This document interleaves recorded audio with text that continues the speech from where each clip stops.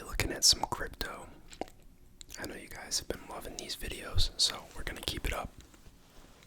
Typical disclaimer before we get started here. None of this is financial advice. I'm not a financial professional or advisor or anything, so take everything I say with a grain of salt. It's just my opinion. Do your own research and consult a professional before investing. Let me throw this on night mode.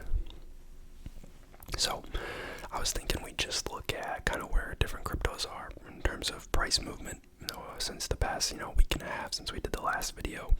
And then we'd look at some recent news headlines that I think are pretty relevant that came out in the past day or two that are relevant to crypto. So, we can see Bitcoin is back below 50K. Had a pretty steep drop off a couple of days ago, I think.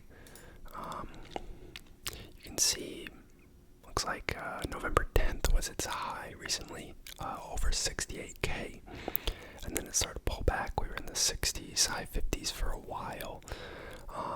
And then, like December 3rd, it just dropped off a cliff.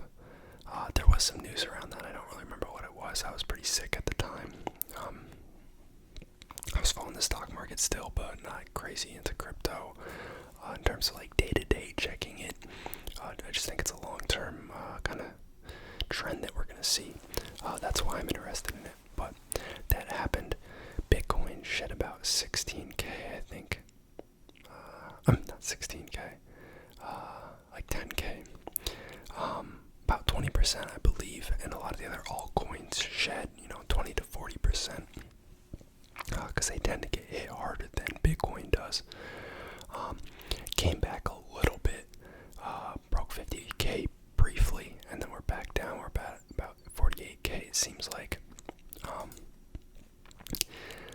I don't really know if there's anything in particular that's driving this right now.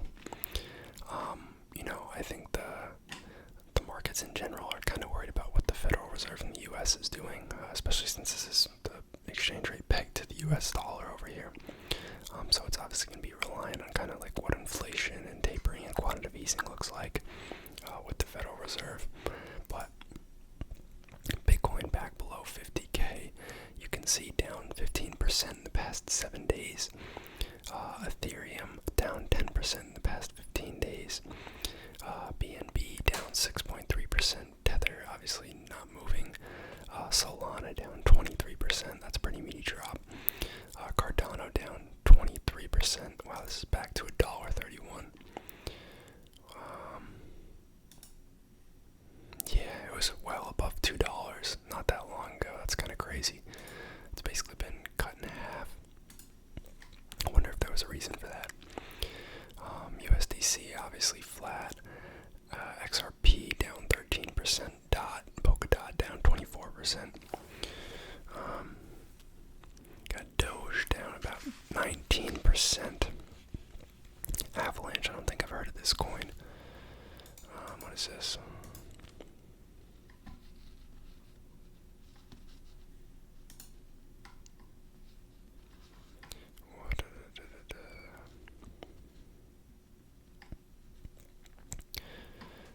Oh, this is a pretty long little blurb that they give you here. Similar to Ethereum, targeting smart contracts, just at a higher scale volume with up to 6,500 transactions per second. That is a lot. There's 3 different blockchains within Avalanche: X-Chain, C-Chain, and P-Chain, each with its distinct purpose. Mainnet launched just last year. Avalanche has worked on developing its own ecosystem of DApps and DeFi. It was created by Ava Labs, founded by Cornell University professor Amin Gunsirer. Sorry, I just butchered that name. As well as some comp sci people. Pretty neat. I guess they're comparing it to Cardano and Solana.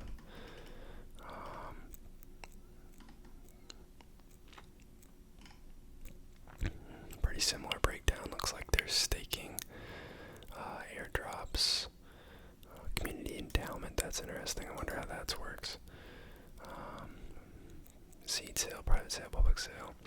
Yeah, I'm curious to see what kind of like regulation we're gonna see arise around like ICOs and stuff. I know they've kind of not died, but like the significance of them and the prevalence has decreased a lot since like the early days of crypto in like 2018, when it seemed like people were just throwing websites together and getting just like hundreds of thousands, if not millions, in like Ethereum, as people like participating in the ICO. ICO is initial coin offering, similar to that of like an IPO, supposedly, even though there's like basically no regulation.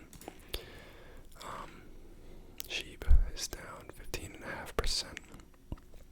Matic's actually pretty flat. Crypto.com down 16.3%. That's interesting. They have a little buy button here. They must sponsor CoinMarketCap or something. Yeah. So, I mean, market got hit pretty hard. Most people, I guess, if you believe in the space, this is just, a time to accumulate more. I know this probably isn't like as big of a crash as like a lot of people were hoping for, but it definitely was a crash. It was pretty quick. To drop like 20% in a day is rather unheard of for the most part. And for Bitcoin, obviously the smaller cryptos can make moves like that, but I don't think Bitcoin's had a big day like that in a while. Now some of the news that I thought was worth noting. So it seems like WhatsApp is supposedly piloting a cryptocurrency payment platform, kind of similar to like Apple Pay, I guess, but instead of sending it through iMessage, you're sending it through WhatsApp, and instead of sending US dollars, I guess it's a crypto stable coin called the Pax dollar. So you can see, kind of like a messaging system here. This is WhatsApp, I assume. I don't use WhatsApp. And they're sending USDP, and it says 1 USDP equals 1 USD. Now, I don't really know what the significance of this is. I guess if you're communicating with someone who's like in a different country, then you sending 150 USD converts to USDP, and then they can take USDP and convert it into their native currency all through the app. In theory, I guess that's kind of what it's saying, but I'm curious how that's going to work with like tax implications and other things, because you're crossing, federal borders. There's like money laundering laws and other stuff that comes into account. So it says it's only in the US, so I don't really know what the significance of this is from the standpoint of like, why use this instead of Venmo or Cash App or PayPal? What are you gaining? Just that you're using the blockchain? Like, what's the point? I guess no fees and no limits. No fees isn't new for PayPal and Cash App and Venmo as long as it's peer-to-peer. Limits on payments would be interesting, because I believe Venmo and some of the other companies do have limits, after which you either have to convert your account to like a business account, or you have like some extra reporting requirements. But I don't know why this company would not have to follow similar requirements. Obviously WhatsApp is owned by Facebook.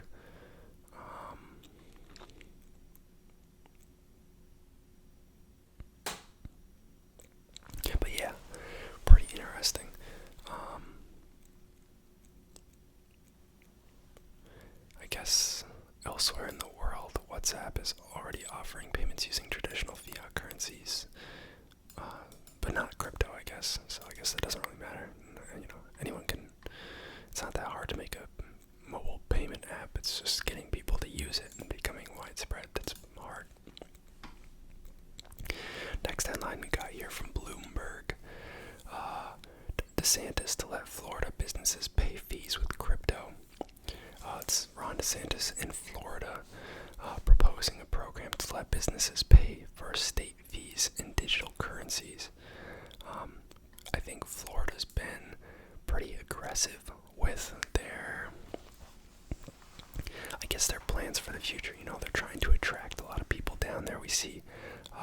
finance companies moving down there, moving their headquarters to Florida. It's always been a popular place for retirees because there's no state income tax. Weather's very moderate year-round. But we're seeing other things, like they were pretty against COVID lockdowns. Granted, it's a conservative state, but that appealed to a lot of people who wanted to just live life. Now he's embracing, blockchain technology and such. I think they're doing a lot to make their state very attractive. I think Texas is doing some of the same. Will be interesting to see where it goes. But some of the services, as an example, that they're proposing could potentially be paid for with crypto would be like Medicaid payments or vehicle titles, which is pretty interesting. This is kind of like the final frontier for crypto, in my opinion, in the short term. I know there's a lot of applications for blockchain, but like the last major hurdle right now between adoption and where we are now is just like not enough big parties are accepting it. You need like mass adoption in order for it to kind of blow up and become commonplace, and I also think they need to change the tax treatment a little bit. It doesn't really make sense that every transaction is a taxable event in crypto. Like, it does make sense, but like it can't work like that if we want to use it on a massive scale, because it's just too much work for the average person. There's not good technology that can track all of this. A lot of the main crypto exchanges don't even like have full tax support yet. So those are issues that need to be addressed.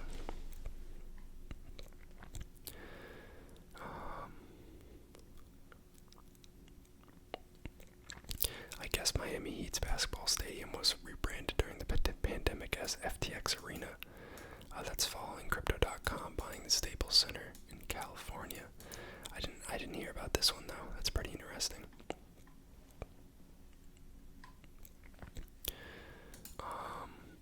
And then Ledger. If you guys know, Ledger is they make hardware wallets for crypto.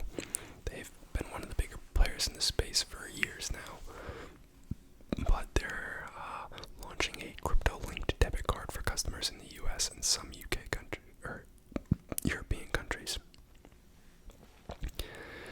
So supposedly, you'd be able to open a line of credit using your cryptocurrency as collateral.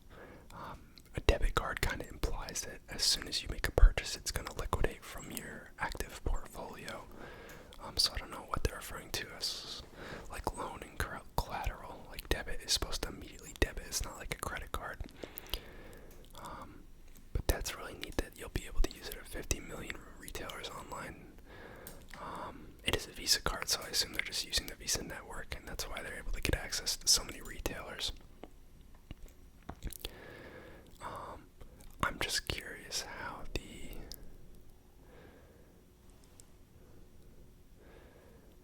maybe that's how they're allowed to do it, is that even though it's a debit card, they're not actually taking crypto and receipt for the transactions. They're taking out credit against your portfolio.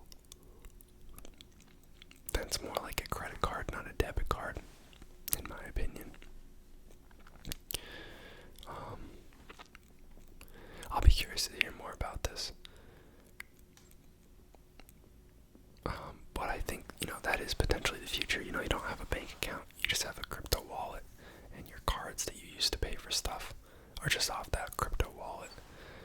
Would definitely be neat to see. I don't think any of this stuff is going to become as like mainstream and full spread as people think it is in the short term. I think it's going to take a really, really long time.